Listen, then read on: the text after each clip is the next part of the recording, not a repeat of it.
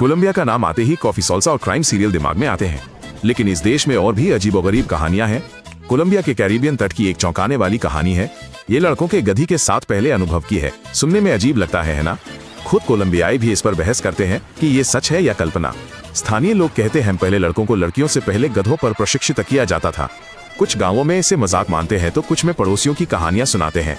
इस प्रथा पर बनी डॉक्यूमेंट्री विदेशियों को हैरान करती है। ये मिथक या हकीकत पर यह डरावनी कहानी आज भी लोगों को चौंकाती है। कोलंबिया की नदियों में अफ्रीका के बाहर दरियाई घोड़ों की सबसे बड़ी आबादी है। ये एक व्यक्ति की सनक के कारण हुई। 80 के दशक में ड्रग लॉर्ड पाब्लो एस्कोबार अपने निजी चिड़ियाघर के लिए 4 दरियाई घोड़े अपने खेत में ले आया। उसकी मृत्यु के बाद जानवरों को छोड़ दिया गया। गर्म जलवायु ने अपना काम किया। 30 सालों में 4 दरियाई घोड़े 200 हो गए। वे मैग्डालेना नदी में फैल गए। विशाल अफ्रीकी जानवर किनारे रौंदते हैं। वे स्थानीय प्रजातियों को विस्थापित करते हैं और खतरनाक हो सकते हैं। अधिकारी नसबंदी और पुनर्वास का प्रयास कर रहे हैं। आपराधिक राजा ने कोलंबिया के लिए ऐसी विरासत छोड़ी है। बोगोटा के पास सिपाक्विरा में एक अनूठा मंदिर है। ये एक सक्रिय नमक कैथेड्रल है। ये नमक के पहाड़ में 200 मीटर गहरा बना है। कभी यहाँ एक खदान थी। मजदूर छोटी जगहों पर प्रार्थना करते थे।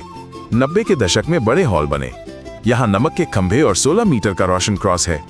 भीतर सब कुछ नमक के क्रिस्टलों से चमकता है। रविवार को यहाँ प्रार्थनाएं होती हैं। पर्यटक दीवारों पर बनी क्रूज की राहों पर चलते हैं। ये कोलंबिया का एक सच्चा चमत्कार है। ऐसा गहरा भूमिगत मंदिर और कहीं नहीं है। बोगोटा का इलाज एक बार हास्य से हुआ। मेयर अंटानस मुकस, जो दार्शनिक व गणितज्ञ थे, ने जुर्माने की जगह सैकड़ों माइम्स को चौराहों पर लगाया। सफेद मास्क वाले कलाकारों ने नियम तोड़ने वालों का चुपचाप उपहास किया। शहर ने जुर्माने से बेहतर हंसी पर प्रतिक्रिया दी। उल्लंघन घटे। मोकस ने लोगों को अनुमोदन और शर्म के कार्ड दिए और एक बार सुपर हीरो बनकर भी सामने आए। इन तरकीबों ने डर के बजाय समर्थन से संस्कृति बदली। आज मोकस को रचनात्मकता से शहर को सुरक्षित बनाने का उदाहरण मानते हैं। देश की सबसे दुखद फुटबॉल कहानी 99 में हुई थी। डिफेंडर एंड्रेस एस्कोबार ने विश्व कप में अमेरिका के खिलाफ अपने ही गोल में गेंद डाल दी। कोलंबिया टूर्नामेंट से बाहर हो गया। कुछ दिनों बाद मेडेलिन में एक बार के बाहर खिलाड़ी को गोली मार दी गई। हत्यारा हर गोली के बाद गोल चिल्लाता था। इसका कारण प्रशंसकों का गुस्सा और सट्टे में हारे गए अपराधियों के पैसे थे। देश सदमे में था। एक महान फुटबॉलर को एक गलती के लिए मार दिया गया। इस त्रासदी के बाद कोलंबिया ने खेल पर आपराधिक समूहों के प्रभाव पर विचार किया। एंड्रेस की याद एक सबक बन गई। खेल का जुनून मानवता की सीमा पार नहीं करना चाहिए। डायना ट्रुजिलो की कहानी सपने की शक्ति पर बनी फिल्म जैसी लगती है। कैली शहर की एक लड़की बिना पैसों के अमेरिका आई। उसने सफाई कर्मी का काम किया, रातों में अंग्रेजी सीखी। वो इंजीनियर बनने के अपने लक्ष्य पर अडिग रही। उसने विश्वविद्यालय पूरा किया और नासा में गई। वहां उसने परसेवरेंस रोवर का हाथ बनाने वाली टीम का नेतृत्व किया। मंगल पर उतरने के दिन डायना ने इतिहास का पहला स्पेनिश लाइव प्रसारण किया। कोलंबिया के लिए उसका रास्ता एंडीज की प्रतिभा का प्रतीक है, जो अंतरिक्ष तक पहुंच सकती है। और लैटिन अमेरिकी लड़कियों के लिए यह प्रमाण है कि आकाश भी सीमा नहीं है।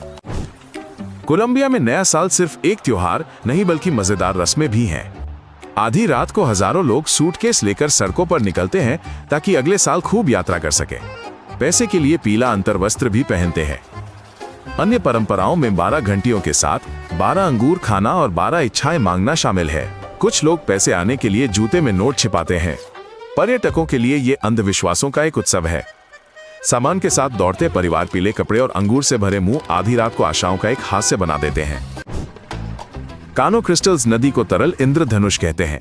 साल के कुछ महीने इसका पानी 5 रंगों में चमकता है। ये रंग लाल, पीला, हरा, नीला और काला होते हैं। इसमें कोई जादू नहीं है।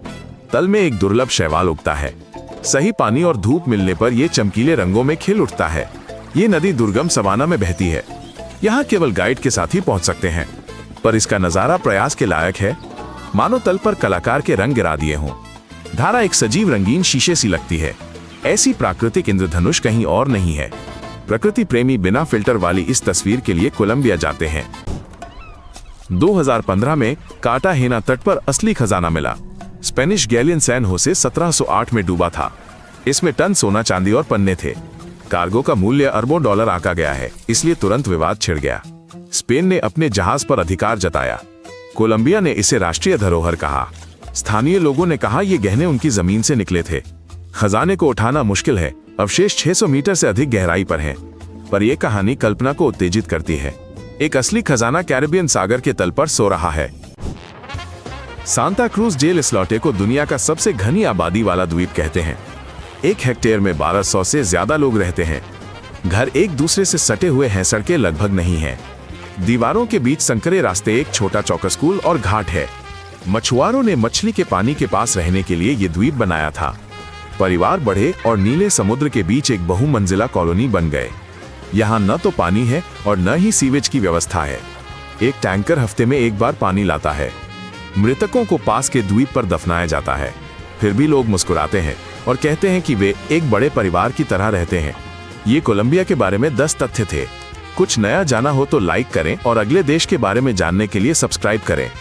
फिर मिलेंगे।